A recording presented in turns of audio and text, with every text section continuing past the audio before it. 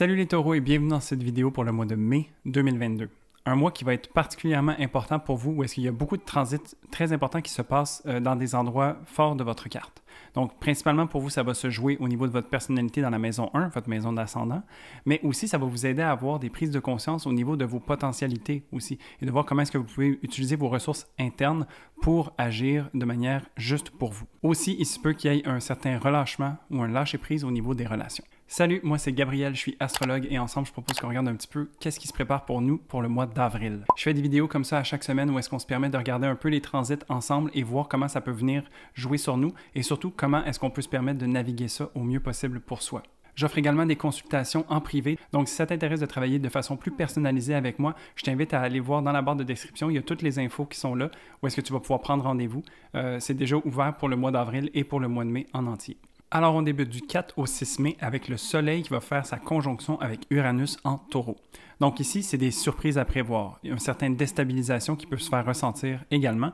Et pour vous, vu que ça se passe dans votre maison 1, ça se peut que cette déstabilisation se fasse ressentir un peu partout. Parce que la maison 1 représente d'une certaine manière le dénominateur commun de l'ensemble de notre carte. C'est vraiment qui nous sommes et comment est-ce qu'on interagit avec le monde. C'est un transit qui va vraiment toucher au niveau de l'ego et de la vitalité, donc il va peut-être nous amener un regain d'énergie à ce niveau-là. Mais aussi, il ne faut pas oublier que ça vient surfer sur l'éclipse précédente qui était à la fin du mois d'avril. Et donc, c'est un petit peu dans cet enchevêtrement-là que ça continue d'évoluer à ce niveau-là pour vous. Grosso modo, je dirais que c'est de trouver une certaine forme de stabilité à travers l'instabilité.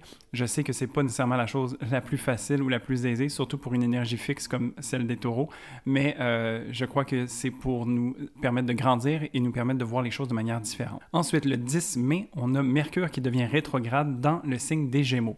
Ici, c'est un moment où est-ce qu'on se permet d'aller à l'intérieur, de revoir et de revisiter certaines choses qu'on a pris en conscience, justement. Donc, on se permet de voir les choses sous un angle différent, peut-être d'ajouter certaines perspectives et de voir comment est-ce que tout ça vient s'amalgamer ensemble. C'est un excellent moment pour être curieux envers soi-même et donc de se permettre de suivre un petit peu avec légèreté où est-ce que le vent nous mène. Cette rétrograde débute dans le signe des Gémeaux d'abord, mais ensuite elle va aller dans le signe du Taureau à partir du 22, ce qui va venir faire en sorte qu'on va mettre en action concrète où on va matérialiser en fait ces prises de conscience-là et on va se permettre de les exprimer à travers notre ascendant. Ensuite, pour le 16 mai, on a une éclipse lunaire totale en Scorpion.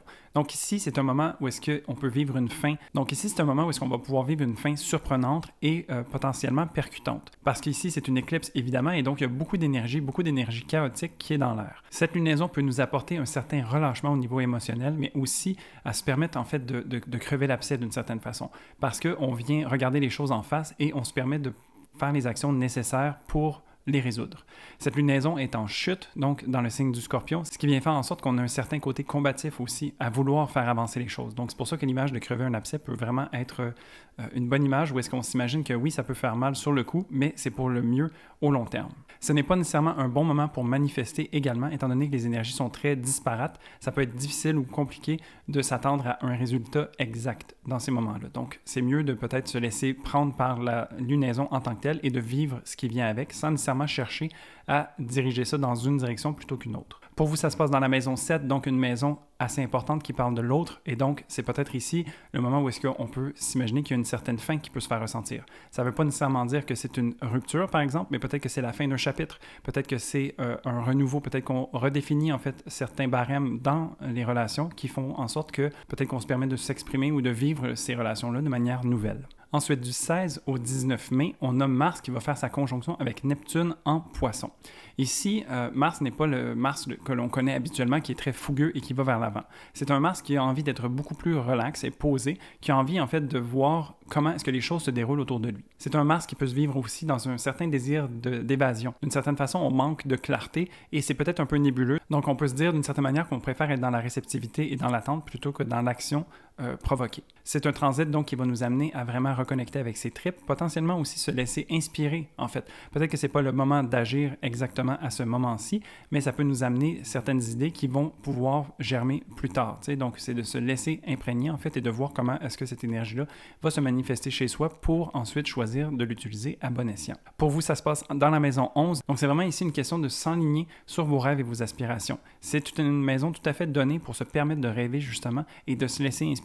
Donc, vraiment, si on sent qu'on perd un peu le nord où on ne sait pas exactement où se diriger, bien, savoir en fait qu'on peut choisir l'arrêt pour cette période-ci et se laisser infuser par ces énergies-là pour voir ensuite comment elles vont venir se manifester dans notre réalité. Aussi, ça pourrait être très pertinent de s'entourer de gens qui ont le même genre de réflexion que soi ou qui ont le même genre de désir, qui ferait en sorte en fait qu'on peut avoir un effet de groupe aussi avec une maison 11 comme ça. Ensuite, le 21 mai, on a le Soleil qui va faire sa conjonction avec Mercure en Gémeaux.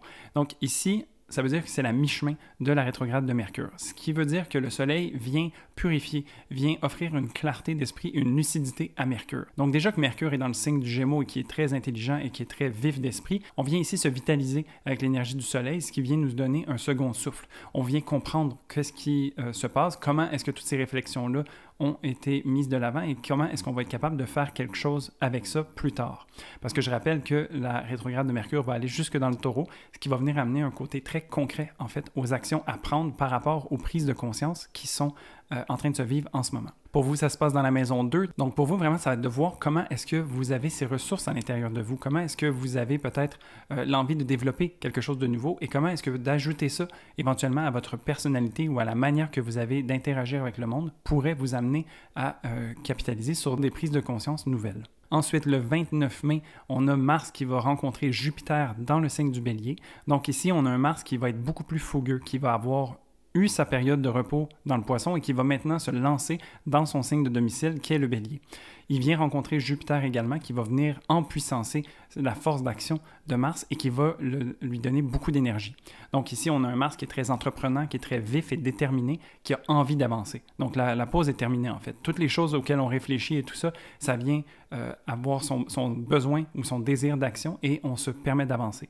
Il y a un côté très entreprenant donc et qui nous amène à se lancer dans des projets ou dans des avenues qui nous intéressent vraiment. Pour vous, ça se situe en maison 12. Donc, peut-être que justement, ce désir d'avancer, cet élan vers l'avant, vous allez peut-être le ressentir à l'intérieur de vous parce que ça vient se passer dans votre maison 12. Et donc, ici, c'est un moment où est-ce qu'on peut se permettre d'être en retrait ou peut-être qu'on a besoin d'avoir justement cette solitude ou ce silence pour se permettre de justement utiliser l'énergie disponible à bon escient. Donc, peut-être à travers ça, peut-être que c'est aussi au niveau de la santé mentale, donc de vraiment prendre les actions qu'il faut pour couper ce qui ne nous sert plus et se permettre de s'en alléger. Donc ici, ce transit qui veut aller vers l'avant peut peut-être travailler à l'intérieur de soi pour justement vous permettre d'avancer par la suite. Et pour finir le 30 mai, on a une nouvelle lune en Gémeaux. Donc une nouvelle lune, un nouveau commencement, on peut se permettre de planter des graines qui vont pouvoir germer dans le futur.